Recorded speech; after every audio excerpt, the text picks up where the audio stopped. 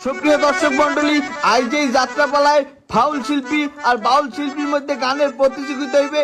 দেখবো এর মধ্যে কেরা যেতে। প্রথমে এই বাউল শিল্পী।